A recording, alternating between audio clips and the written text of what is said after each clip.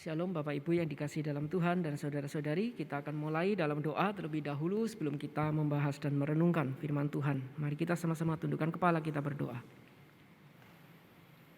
Ya Tuhan, kami perlu pimpinan Tuhan, kami perlu tuntunan Tuhan, kami perlu firman-Mu. Karena itu Bapak, sekali lagi kami ingin membuka diri kami sehingga pada hari ini kami yang datang di hadapan-Mu, baik secara online maupun secara onsite, kami sungguh-sungguh boleh datang menghantarkan diri kami, hati kami, untuk Tuhan itu boleh sentuh dan ubahkan. Karena itu Bapak, kami mohon pimpinan Tuhan, karena kami percaya firman Tuhan itu yang terus akan menuntun dan menuntut kami.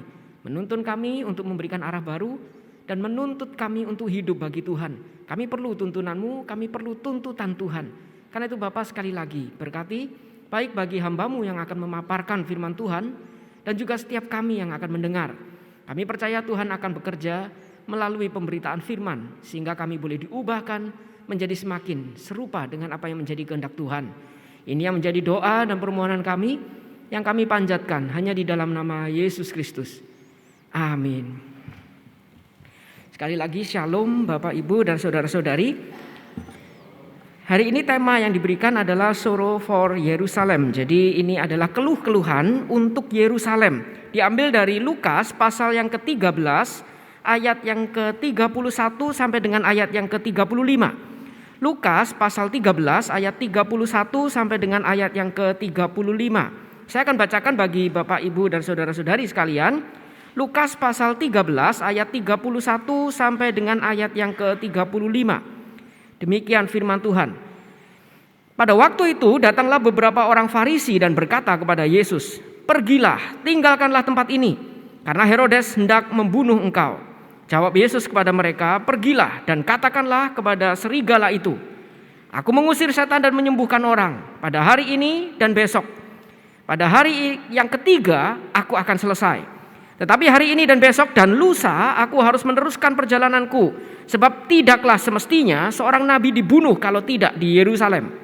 Yerusalem, Yerusalem, engkau yang membunuh nabi-nabi dan melempari dengan batu orang-orang yang diutus kepadamu. Berkali-kali aku rindu mengumpulkan anak-anakmu, sama seperti induk ayam mengumpulkan anak-anaknya di bawah sayapnya, tetapi kamu tidak mau. Sesungguhnya rumahmu ini akan ditinggalkan dan menjadi sunyi. Tetapi aku berkata kepadamu, kamu tidak akan melihat aku lagi hingga pada saat kamu berkata, diberkatilah dia yang datang dalam nama Tuhan." Demikianlah pembacaan firman Tuhan. Bapak Ibu, kalau kita melihat di dalam Injil Lukas itu memang Injil yang dituliskan secara sederhana, yang kita bisa perhatikan setidaknya strukturnya itu bisa dibagi menjadi beberapa bagian.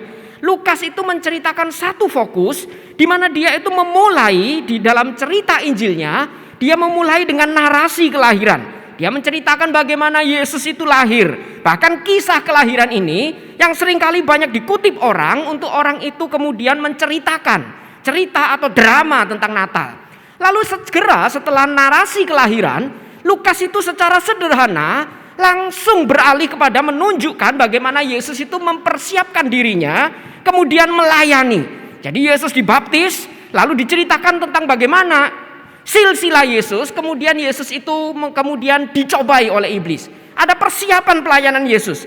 Lalu bagian berikutnya, Lukas langsung dengan segera juga menuliskan bagaimana Yesus yang sudah lahir, sudah mempersiapkan diri, sekarang Yesus itu pergi melayani. Dan pelayanan ini dituliskan secara sederhana juga oleh Lukas. Lukas itu membagi 3 bagian besar pelayanan Yesus. Jadi yang pertama itu pelayanan Yesus di Galilea. Lalu yang kedua itu Yesus itu bergerak menuju ke Yerusalem. Jadi pelayanan Yesus dari Galilea menuju ke Yerusalem di perjalanan ini, baru nanti terakhir ditutup kisahnya dengan pelayanan Yesus itu di Yerusalem. Jadi secara sederhana Lukas itu ingin menunjukkan Yesus yang lahir itu mempersiapkan diri untuk menuju ke Yerusalem dan nanti mati di sana.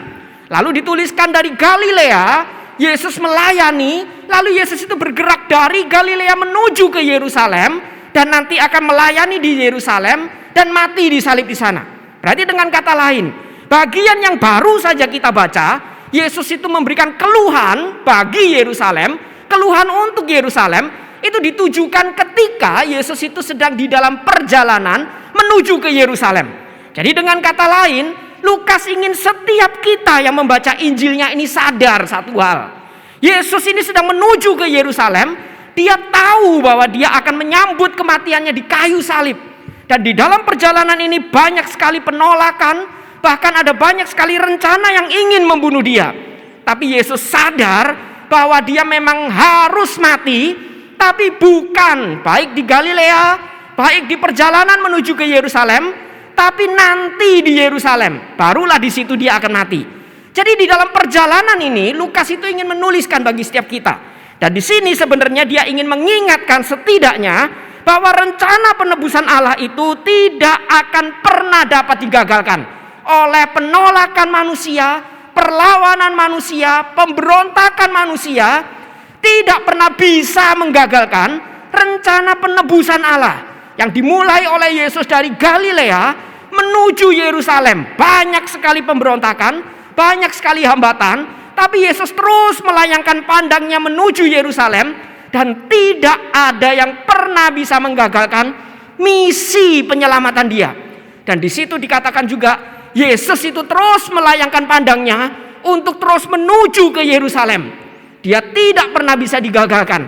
Ini yang ingin dituliskan oleh Lukas di dalam bagian ini. Lalu di dalam bagian yang tadi kita baca, sekarang kita melihat satu persatu di dalam ayat ini. Saya akan masuk di dalam ayat mulai 31. Lalu dikatakan di dalam perjalanan ini berkali-kali ada beberapa penolakan, pemberontakan, tantangan, hambatan, dan berusaha ingin menyingkirkan atau membunuh Yesus.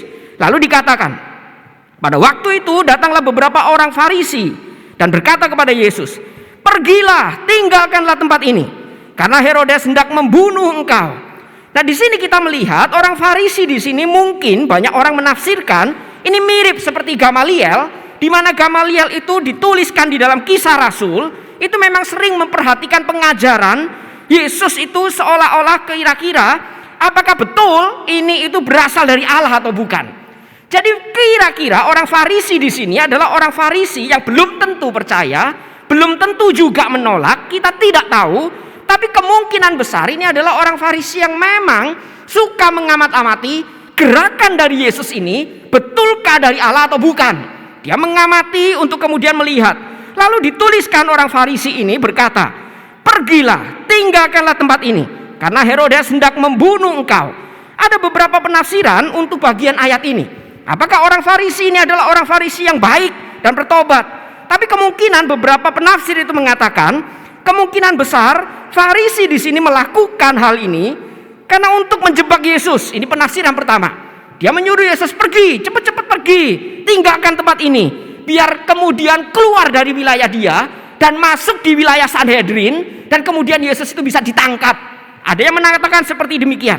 Ada yang mengatakan bahwa Farisi ini ingin Yesus cepat-cepat pergi agar tidak mengganggu wilayahnya, karena pengaruh Yesus begitu besar. Dia ada saingan, lalu suruh Yesus itu pergi. Tapi ada yang mengatakan juga orang Farisi ini menyuruh Yesus pergi kemungkinan untuk mengekspos bahwa Yesus itu juga sama, ini guru palsu. Karena itu kalau dikasih peringatan ada yang membunuh, dia langsung kabur, dia langsung melarikan diri.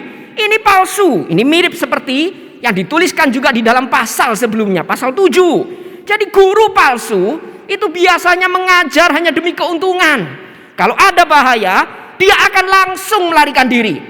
Jadi ada banyak penafsir yang mengatakan, apa kira-kira motivasi orang Farisi ini? Tapi kalau kita baca baik-baik di dalam Injil Lukas, Lukas tidak menuliskan motivasi orang Farisi ini. Karena yang penting bagi Lukas bukan siapa dia, apa motivasinya, tapi yang penting bagi Lukas adalah bagaimana Yesus berespon terhadap ancaman bahaya ini, dan bagaimana jawaban Yesus. Itu yang ditekankan di dalam Injil Lukas. Karena itu di dalam ayat berikutnya nanti kita melihat Yesus itu dituliskan segera memberikan jawaban. Jadi yang penting bukan siapa orang Farisi, apa motivasinya, tapi siapa Yesus, bagaimana responnya. Ini yang dituliskan oleh Lukas. Karena itu Lukas menuliskan di dalam bagian ini, jawab Yesus kepada mereka. Disuruh pergilah, tinggalkan tempat ini karena mau dibunuh. Malah Yesus beritakan satu hal, kamu yang pergi, katakan kepada Herodes yang dikatakan sebagai si serigala itu, Aku itu mengusir setan dan menyembuhkan orang pada hari ini dan besok. Dan pada hari yang ketiga aku akan selesai. Berarti di sini Yesus itu menegaskan bahwa jalan yang ditentukan Allah itu memang sudah ditentukan. Dan tidak pernah ada orang yang bisa mempercepat atau memperlambat misi Yesus. Jadi Yesus diberikan ancaman, ada orang yang hendak membunuh engkau. Dan orang itu adalah Herodes. Dia penguasa, bisa membunuh engkau. Tapi Yesus justru bilang, pergi, katakan sama si serigala itu. Saya pikir ini tindakan yang cukup berani, bukan? Biasanya kalau orang diancam, kamu cepat-cepat pergi, ada orang yang mau bunuh. Kita biasanya langsung kabur, kalau bisa kita langsung baik-baikin itu orang, biar tidak jadi dibunuh. Tapi yang dilakukan Yesus, pergi, ada yang mau bunuh engkau. Yang bunuh malah dibilang serigala. Makin marah, makin dikejar nanti, makin cepat dibunuh. Tapi di sini Yesus menegaskan satu hal. Misi Allah dari awal sudah ditentukan dan ditetapkan. Tidak ada orang yang bisa mempercepatnya atau memperlambatnya. Semua sudah ditentukan. Berarti dengan kata lain Yesus justru memberitakan tujuan dia datang ini apa. Memang untuk mati, tapi bukan di tangan Herodes. Bukan sekarang. Karena itu dia lanjutkan di dalam jawabannya, aku mengusir setan dan menyembuhkan orang pada hari ini dan besok. Dan pada hari yang ketiga aku akan selesai. Lalu dilanjutkan lagi dalam ayat berikutnya. Tetapi hari ini dan besok dan lusa aku harus meneruskan perjalananku, sebab tidaklah semestinya seorang nabi dibunuh kalau tidak di Yerusalem. Jadi dengan kata lain Yesus mengatakan, betul aku akan mati, tapi tidak di sini, tidak di tangan Herodes, tidak di tangan siapapun, tapi nanti di Yerusalem oleh kehendak Tuhan sendiri. Ini yang ingin Yesus itu katakan. Karena itu dia mengatakan dengan pola yang sering diulang di dalam Injil Lukas juga. 1 dan 2 hari Yesus berkarya, hari ketiga Yesus menyelesaikannya. Jadi hari ini dan hari esok aku akan menyembuhkan dan mengusir setan, hari ketiga aku akan menyelesaikannya. Lalu hari ini dan besok dan lusa aku itu akan menyelesaikan pekerjaanku, akan dibunuh, tapi bukan di sini, bukan oleh Herodes, tapi nanti di Yerusalem. Dia sadar misinya, memang dia harus mati, tapi mati itu bukan kesalahan, bukan kekalahan, tapi menyelesaikan misi dari Allah yang sudah ditentukan, yang akan diselesaikan. Karena itu sekarang dia sedang menuju ke sana, dari Galilea menuju ke Yerusalem. Hari ini dan hari esok aku menyembuhkan dan mengusir setan, tapi hari ketiga aku akan menyelesaikannya. Banyak sekali dituliskan di dalam Injil Lukas. Misal di dalam pasal 9, pasal 12, Yesus itu ditemukan di bait Allah hari ketiga. Dan nanti Yesus akan menyelesaikan semua, bangkit pada hari ketiga. Yesus akan menyelesaikan pada hari ketiga. Yesus tahu misinya. Yesus terus ingat, dia memang harus mati. Dia tidak takut mati. Jadi dia melarikan diri di sini bukan berarti dia takut oleh Herodes, dia takut mati, tapi dia bukan takut, tapi dia tahu yang menjadi kehendak Tuhan, yang menjadi rencana bagi dia, misi yang harus digenapinya. Memang dia harus mati, tapi bukan di sini, bukan di tangan Herodes, tapi nanti di Yerusalem. Aku harus mati. Kematian Yesus bukan dia tidak berdaya, dikorbankan karena banyak yang tidak suka. Kematian Yesus bukan kambing hitam. Kematian Yesus domba yang mati mempersembahkan diri. Beda. Bukan dikorbankan, tapi mengorbankan diri. Dia tahu di Yerusalem akan mati, tapi dia terus menuju sampai selesai. Hari ketiga aku akan menyelesaikan ini semua. Bukan sekarang, nanti aku akan mati bagi kamu. Sekarang belum saatnya. Jadi kematian Yesus itu penggenapan rencana Allah. Bukan karena dia itu dipepet oleh Herodes, lari lalu dipepet lagi, lari lalu tidak ada tempat lari lagi, dan akhirnya ditangkap dan mati. Bukan. Tapi dari awal dia tahu harus mati. Dia justru menuju ke sana. Tidak ada yang bisa mempercepat, tidak ada yang bisa menggagalkan. Lalu berikutnya ini yang kemudian menjadi jawaban oleh Yesus. Dia katakan, Yerusalem, Yerusalem, engkau yang membunuh nabi-nabi dan melempari dengan batu orang-orang yang diutus kepadamu. Berkali-kali aku rindu mengumpulkan anak-anakmu, sama seperti induk ayam mengumpulkan anak-anaknya di bawah sayapnya, tetapi kamu tidak mau. Jadi kemudian Yesus itu setelah memberitakan misinya, saya memang harus mati, tapi nanti di Yerusalem. Bukan oleh Herodes, tapi oleh kehendak Allah, rencana penebusan Allah. Lalu dia lanjutkan, dia meratap, mengeluh untuk Yerusalem. Yerusalem, Yerusalem, engkau yang membunuh nabi-nabi, melempari dengan batu orang-orang yang diutus kepadamu. Dan berkali-kali Yesus menggambarkan, aku ini seperti induk ayam yang ingin mengumpulkan anak ayam di bawah sayapnya. Nah, di dalam bagian ini kita bisa seringkali melihat gambarannya adalah seekor ayam itu memang seringkali menaungi anak-anaknya itu di bawah sayapnya. Tapi kalau kita melihat sebenarnya di dalam bagian ini lebih bernuansa ketika mereka itu sedang di dalam bahaya. Jadi ada pernah satu cerita, ada cerita itu yang mengatakan setelah beberapa saat itu lahan pertanian kebakar, dan disitulah kemudian kita melihat mereka itu membersihkan bekas kebakaran, dan mereka menemukan ada satu ayam yang gosong. Lalu ketika ayam itu diangkat, ternyata di bawahnya ada anak ayam yang masih hidup. Jadi di dalam bagian ini bukan sekedar mengatakan Yesus itu seperti ayam, lalu mengumpulkan anak-anaknya dengan di bawah sayapnya. Nah, saya mulai berpikir, kenapa Yesus pakai ayam? Kenapa tidak pakai yang lain? Yesus itu kalau bikin perumpamaan atau misal ini, gambaran itu, tidak pernah sembarangan. Kenapa kali ini dia pakai ayam? Saya coba cari ayam itu gimana? Mencoba mempelajari jadi ayam. Bagaimana perasaan ayam sebelum digoreng dan lain sebagainya.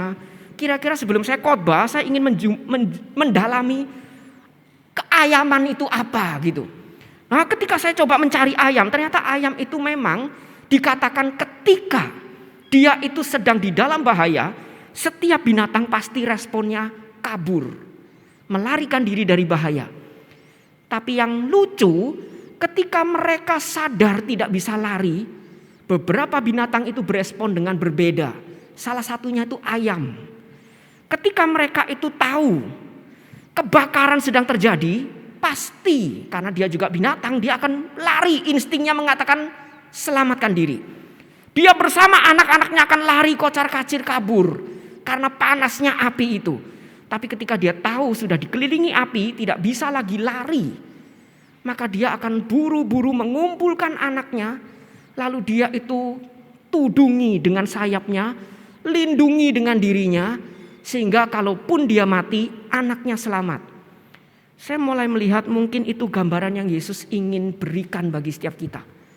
Kita itu mirip seperti anak ayam, di mana ketika ada bahaya, kebakaran terjadi, insting kita mengatakan cepat-cepat lari, ada bahaya. Tapi ketika kita tahu kita tidak bisa lari, harusnya yang terjadi, kita itu berlindung di bawah sayap induk ayam ini. Seperti cerita tadi, di mana kemudian setelah selesai kebakaran, dibersihkan lahan pertanian itu, ditemukan ada satu ayam yang gosong, ayam bakar, tapi bukan bumbu rujak. Ayam bakar yang gosong kebakar, ketika diangkat di bawahnya itu ada anak ayam yang dia sudah gali, dia masukkan ke situ, dia tutupi dengan dirinya. Tapi masalahnya, Yesus meratap, menunjukkan di dalam ratapannya, yang terjadi tidak demikian. Yang terjadi anak ayam justru lari meninggalkan induknya menuju ke arah api. Kita ingin justru memilih mati daripada berlindung di bawah sayap Tuhan.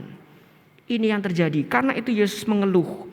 Dia mengeluh di dalam keluhan ini, Yerusalem, Yerusalem, engkau yang membunuh nabi-nabi dan melempari dengan batu orang-orang yang diutus kepadamu. Berkali-kali aku rindu mengumpulkan anak-anakmu, sama seperti induk ayam mengumpulkan anak-anaknya di bawah sayapnya. Tapi kamu tidak mau. Kamu pilih pergi menjauh. Pilih mati daripada berlindung. Ini Yerusalem. Lalu dia kemudian ungkapkan di dalam bagian berikutnya. Sesungguhnya rumahmu ini akan ditinggalkan dan menjadi sunyi. Tetapi aku berkata kepadamu, kamu tidak akan melihat aku lagi hingga pada saat kamu berkata, diberkatilah dia yang datang dalam nama Tuhan. Jadi kalau kita melihat rumahmu akan menjadi sunyi, ditinggalkan. Kalau bagian ini mengacu sama seperti yang dituliskan di dalam perjanjian lama, salah satunya misal Yeremia mengatakan rumahmu, kotamu ini akan ditinggalkan dan menjadi sunyi. Yeremia 22. Berarti Yesus ini ingin merujuk kepada bait suci Yerusalem yang adalah kota Allah.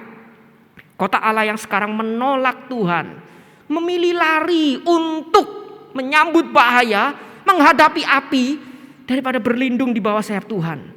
Yesus mengatakan, disinilah Yerusalem, kota Tuhan, bait Allah sudah tidak lagi menjadi sebagaimana mestinya. Dan kita melihat di dalam bagian berikutnya memang dituliskan bait Allah sudah berubah menjadi sarang penyamun.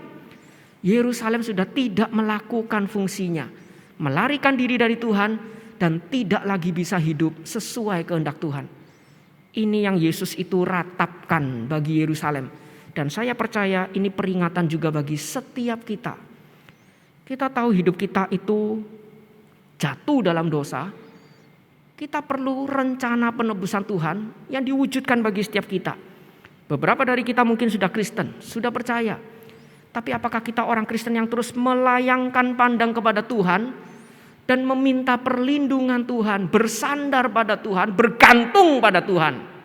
Atau kita orang Kristen yang terus melarikan diri, bergantung pada diri sendiri, menghadapi bahaya seolah-olah saya bisa mengatasinya tanpa Tuhan. Dan disitulah Tuhan mengatakan, kamu tidak lagi mungkin bisa berfungsi sebagaimana yang Tuhan itu sudah rancangkan. Sampai kamu bisa berkata, diberkatilah dia yang datang dalam nama Tuhan. Dengan kata lain, sampai kita itu menerima Tuhan, kita tuh memberikan diri kita untuk kita tuh dilindungi oleh Tuhan. Baru kita bisa hidup bagi Tuhan. Jadi apa yang kita bisa pelajari dari bagian ini? Yang pertama, bagian ini menegaskan bagi kita sekali lagi, Lukas menegaskan bagi kita kematian Yesus itu bukan kesalahan, bukan kekalahan, bukan akhirnya mati juga dan tertangkap. Tapi saatnya sudah tiba, Yesus harus mati bagi setiap kita. Saatnya tiba, Yesus itu yang menuju pelayanannya ditujukan ke salib. Dan akhirnya dia disalib menggantikan kita. Gosong menggantikan kita. Itu yang pertama. Tidak pernah itu menjadi kesalahan. Itu rencana Allah. Lalu yang kedua. Di dalam bagian ini menyadarkan kita bagaimana kemudian respon kita. Dia sudah mati bagi kita. Merentangkan tangannya seperti induk ayam. Ingin melindungi kita. Akankah kita datang di hadapan dia. Berlutut meminta pimpinannya. Bergantung pada dia. Atau kita pilih berdiri menjauh. Hidup menurut kehendak kita sendiri. Mari kita mencoba sekali lagi datang. Tunduk. Berlindung. Bergantung pada dia. Dan mengaku bahwa dia ini yang datang dalam nama Tuhan. Mengaku dia sebagai Tuhan yang memegang hidup saya. Dan kiranya Tuhan yang menggerakkan kita untuk bisa hidup bagi dia. Berfungsi sesuai kehendaknya. Bagaimana respon kita? Akankah kita mau percaya, berlindung kepadanya, membawa jiwa kepadanya? Atau kita melarikan diri, menghadapi api, dan kita mati tanpa perlindungannya? Yang mana kita? Mari kita tundukkan kepala, kita berdoa sekali lagi di hadapan Tuhan. Bapa di dalam surga, sekali lagi kami ingin merenungkan apa yang Lukas itu tuliskan yang sudah dikerjakan oleh Yesus, yang dicatat oleh Lukas. Dan bagaimanakah kami itu kemudian meresponinya sebagai umat-Mu yang hari ini Tuhan izinkan mendengar firman-Mu. Tuhan mengatakan ibarat Yesus itu seperti induk ayam yang rindu mengumpulkan anak-anaknya. Apakah kami juga punya kerinduan sebagai anak-anak ayam yang rindu untuk mencari induknya, berlindung di bawah sayap induknya. Apakah kami itu justru lebih rela menyambut bahaya, meninggalkan induk, dan tidak lagi berespon sesuai apa yang menjadi kehendak Tuhan? Tuhan mengingatkan bagi setiap kami, memang Tuhan harus mati, karena itu rencana penebusan untuk menebus setiap kami. Tapi bagaimana kami yang sudah ditebus? Betulkah kami hidup bagi Tuhan? Kenapa kami sulit sekali hidup bagi Tuhan? Mungkin jawabannya karena kami tidak pernah mendekatkan diri berlindung di bawah kepak sayap Tuhan. Kami tidak pernah bergantung pada Tuhan. Kami ingin mencoba sekali lagi bergantung pada Tuhan. Kami tahu tanpa Tuhan kami tidak bisa apa-apa. Kami tahu tanpa Tuhan kami kosong seperti Yerusalem yang sudah ditinggalkan. Bait Allah yang beralih fungsi. Kami tahu tanpa Tuhan kami tidak bisa hidup sebagaimana mestinya. Dan kami tahu di dalam Tuhan kami bisa memanggil, diberkatilah Tuhan Yesus yang datang di dalam nama Allah. Diberkatilah setiap kami yang berlindung di bawah nama Yesus Kristus. Diberkatilah setiap kami yang Kau berikan Roh Kudus untuk memampukan kami hidup bagi Tuhan. Inilah kerinduan kami yang kami panjatkan di dalam nama Yesus Kristus. Amin.